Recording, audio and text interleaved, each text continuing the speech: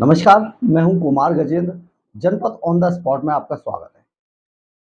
केजरीवाल के सबसे खासम खास संजय सिंह, जो कभी छाती ठोक ठोक के कहा करते थे प्रेस कॉन्फ्रेंस करके, मुझे गिरफ्तार करके दिखाओ, मुझे गिरफ्तार करके दिखाओ, वही संजय सिंह आज ईडी के सामने मिमिया रहे हैं। जी हाँ, रो रहे हैं, गिड़गिड़ा रहे हैं। और सबसे बड़ी बात यह है कि वो अपनी याददाश्त खो चुके हैं। संजय सिंह को अब कुछ भी याद नहीं है।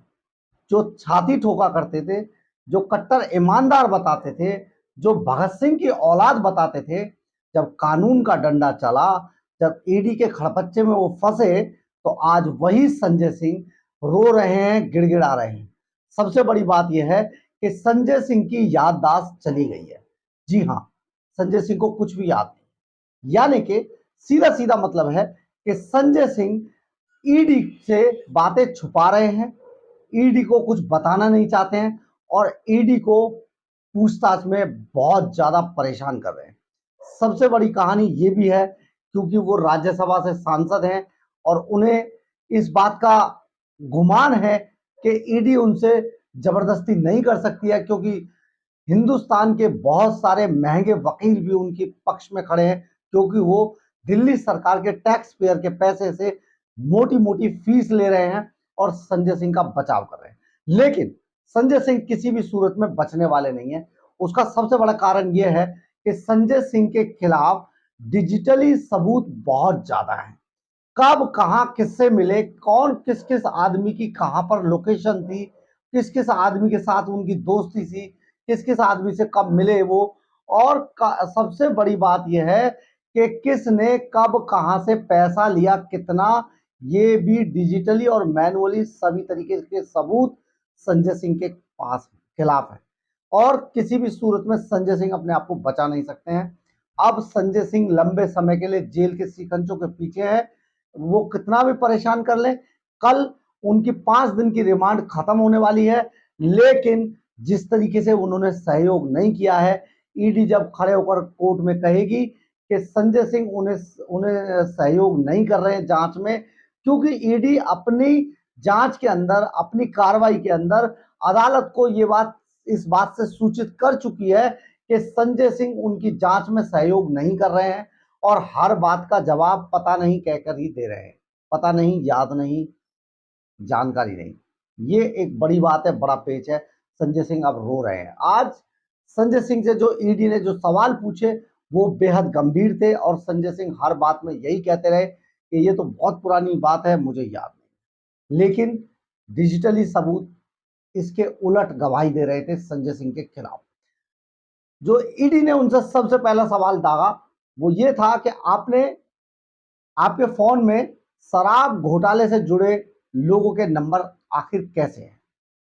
सभी लोगों के नंबर तो फिर ईडी ने डेवलप कर लिए हैं। जिन नंबरों को डिलीट मार दिया गया था वो नंबर भी अब ईडी के पास ऑन रिकॉर्ड हैं। तो ईडी ने सबसे पहला सवाल भी संजय सिंह से यही पूछा कि आपके फोन के अंदर जो शराब घोटाले से जुड़े हुए लोग थे उनके नंबर कैसे आए। तो संजय सिंह ने बोला कि मुझे याद नहीं है कैसे आए। ये कुछ जवाब होता है? ये तो छाती ठोक के कह रहे थे, बताते संजय सिंह के कैसे आए, इसमें क्या दिक्कत थी। दूसरा सवाल था, दिनेश अरोड़ा को आप कब से जानते हैं। दिनेश अरोड़ा ने आपको 2 करोड़ रुपए दिए थे, तो क्यों, आपने क्यों लिए थे। इस बात का भी जवाब संजय सिंह के पास था, मुझे कुछ याद नहीं है, मैं इस बारे में कुछ नहीं बता सकता, बहुत पुरानी बात हो गई। दिनेश, अगला सवाल था, दिनेश अरोड़ा को आपने मनीष सिसोदिया से क्यों मिलवाया। ये भी संजय सिंह ने ठीक से जवाब नहीं दिया। उन्होंने कहा मुझे पता नहीं है कि सिसोदिया से उसकी मुलाकात हुई थी या नहीं, जबकि दिनेश अरोड़ा के बयान में बिल्कुल साफ साफ लिखा है कि संजय सिंह ही उन्हें मनीष सिसोदिया से मिलवाने वाले शख्स हैं।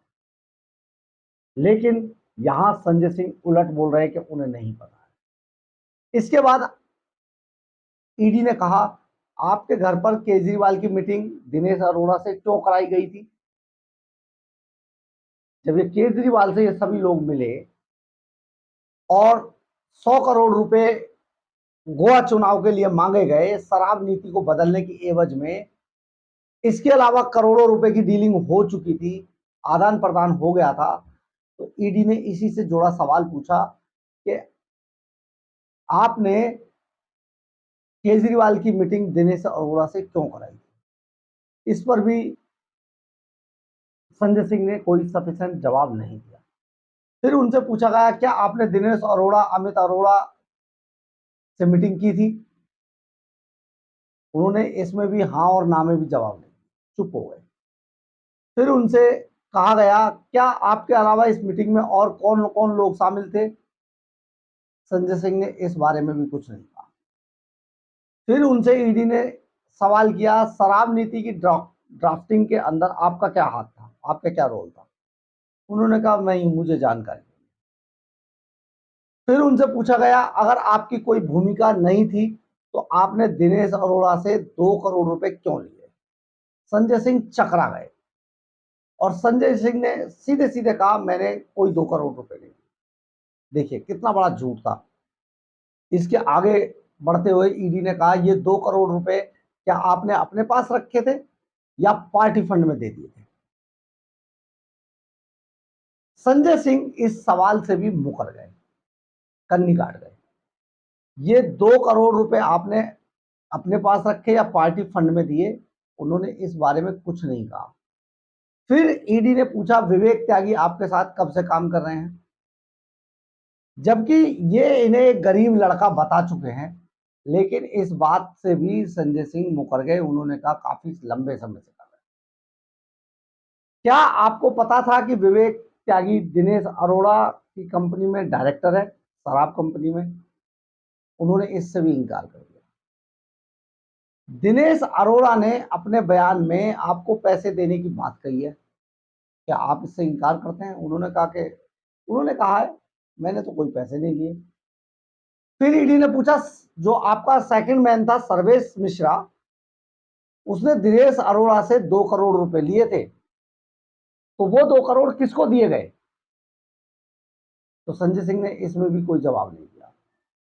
हम आपको यह भी बता देना चाहते हैं, जरा गौर कीजिएगा कि अभिषेक बोनापल्ली की जो कंपनी है उसका हेड ऑफिस डिफेंस कॉलोनी के अंदर है, जहां से 4 करोड़ रुपए की डीलिंग हुई थी दिनेश डिफेंस कॉलोनी के ऑफिस से, अभिषेक बोनापल्ली की कंपनी का ऑफिस से 4 करोड़ रुपए की डीलिंग।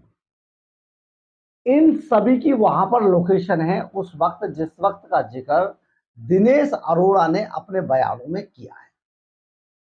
वहां के सीसीटीवी फुटेज हैं, सारी चीजें ईडी के पास मौजूद हैं। लेकिन संजय सिंह इस बात से भी कन्नी काटते नजर आए, इस सवाल से।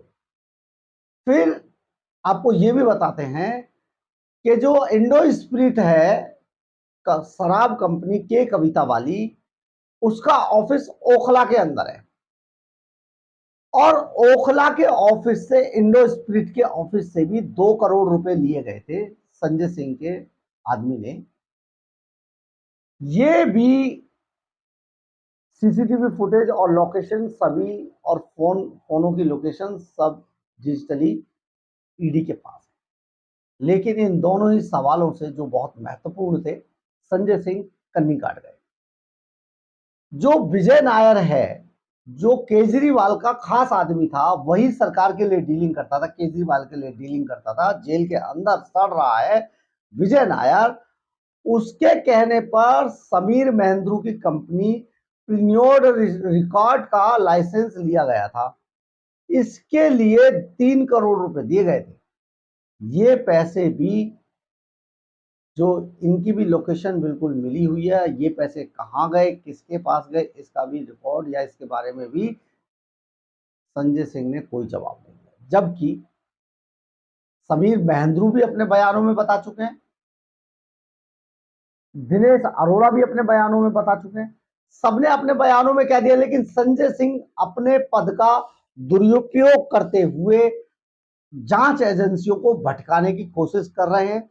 और अब वो क्योंकि फंस चुके हैं, इसलिए उनकी याददाश्त चली गई है, वो गजनी बन चुके हैं। अब वो छाती नहीं तो ठोकते हैं, क्योंकि लोगों को गुमराह करने वाला, उनकी आंखों में लगने वाला काजल अब संजय सिंह को अवेलेबल नहीं है तिहाड़ जेल के अंदर। उस काजल की ही करामात थी कि बहुत सारे लोगों को गुमराह करते हुए, रास्ते से हटाते हुए संजय सिंह, जो सबसे आखिरी लाइन में आम आदमी पार्टी में खड़े थे, वो आज केजरीवाल के नंबर 2 हो गए। लेकिन तिहाड़ जेल के अंदर या ईडी की हिरासत के अंदर संजय सिंह को वो आंखों में लगने वाला काजल मिलने वाला नहीं है। इसलिए संजय सिंह की याददाश्त चली गई है। ये बहुत महत्वपूर्ण है। और अगली कड़ी, अगली गाज जो ईडी की गिरने वाली है, सबसे पहले जाएंगे राघव चड्ढा, जिनका अभी हनीमून पीरियड चल रहा है। और इनका हनीमून पीरियड ईडी और सीबीआई खराब करेगी पूरी तरीके से, पूरी पाबंदी से। पूरी इसकी चाक चौबंद सुरक्षा कर दी गई है, इसकी फील्डिंग लगा दी गई है। बहुत जल्दी राघव चड्ढा अंदर होंगे और इसके बाद केजरीवाल को दबोचा जाएगा। वही केजरीवाल जो कोरोना काल में शीश महल बनवाने के बाद, दर्जनों पेड़ पौधे कटवाने के बाद, सारे नियम कायदे कानूनों को ताक पर रखकर वो शीश महल के अंदर ऐसे शराब कंपनियों की जो जहर बांट रही थी, उनसे दिल्ली के लोगों की मौत का सौदा कर रहा था। वही केजरीवाल सबसे अंत में जेल के अंदर होगा शिकंजों में। और जो हश्र आज सत्येंद्र जैन और मनीष सिसोदिया का हो रहा है, उससे बुरा हश्र होने वाला है अरविंद केजरीवाल का। अभी संजय सिंह अपनी याददाश्त जाने का नाटक कर रहे हैं, लेकिन बहुत जल्दी असली में उनकी याददाश्त जाने वाली है। क्योंकि सेकंड टाइम अगर रिमांड मिला तो सेकंड टाइम उनको ईडी छोड़ेगी नहीं, उनकी याददाश्त को वापस ला के रहेगी। अगर आपको मेरी खबर अच्छी लगी हो तो आप इसे लाइक, सब्सक्राइब और शेयर जरूर करें। इससे हमें ऊर्जा मिलती है। जय हिंद, जय भारत।